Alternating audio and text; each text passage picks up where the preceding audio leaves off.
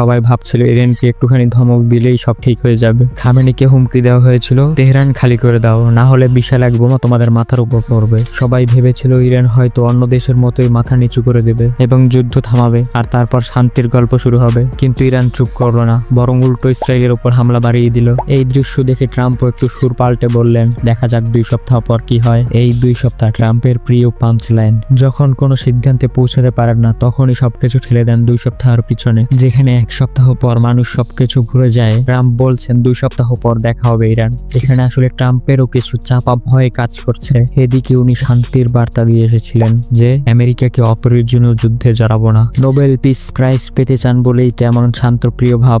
পাকিস্তানের আর্মি প্রধান পর্যন্ত বলেছিল ট্রাম্প সাহেবকে এত মহান, ওনাকে পিস প্রাইজ দেওয়া হচ্ছে। কিন্তু মুশকিল হলো পাশেই একটা নিউক্লিয়ার পাওয়ার ইসরায়েল, যে কিনা পুরো বিশ্বকে বিপদের মুখে ঠেলে দিচ্ছে। শান্তি ওদের দরকার নেই, যুদ্ধেই ওদের ধর্ম। একটা সময় ছিল যখন ইরান আলোচনায় বসতে চেয়েছিল, কিন্তু ইসরায়েল কি করলো? নেগোশিয়েটরদেরই হত্যা করলো, সায়েন্টিস্টদের মারলো, নিউক্লিয়ার সাইটে হামলা চালালো। যখন এর পাল্টা জবাব দেয় ইরান, তখন আমেরিকা জেগে ওঠে এবং বলে না না, এটা তো ঠিক হয়নি, ফিরে এসো আলোচনার টেবিলে। যেই টেবিলে ইরান ছিল মেরে ফেলার আগ পর্যন্ত। এই পরিস্থিতি দেখে অনেকেই পুরনো একটা গল্প মনে করিয়ে দেয়। জন এফ কেনেডি, এক সময়ের মার্কিন প্রেসিডেন্ট, তিনি চাইছিলেন ইসরায়েলের গোপন নিউক্লিয়ার প্রজেক্টের তদন্ত হোক। কিন্তু তারপর দিন কয়েকের মধ্যেই ডালা শহরে গুলি করে তাকে মেরে ফেলা হয়। অনেকেই বলে মোসাদ থাকতে পারে এর পেছনে, কারণ ইসরায়েল জানতো যদি তদন্ত হয় তাহলে সবকিছু ফাঁস হয়ে যাবে। আজ ইসরায়েল যেটা ইরানকে করতে দিচ্ছে না, সেটা তারা নিজেরাই বহু আগেই করেছে। ইসরায়েল গোপনে নিউক্লিয়ার বোমা বানিয়েছে, ইউএস ইন্সপেক্টরদের চোখে ধুলো দিয়ে কাজ করেছে। আর এখন যখন ইরান একই পথে যেতে চায়, তখন বলে ওদের থামাও, ওদের বোমা বানাতে দিও না। তো মিডল ইস্টে যদি সত্যিই শান্তি আনতে হয়, তাহলে আগে এই নিউক্লিয়ার রেস থামাতে হবে।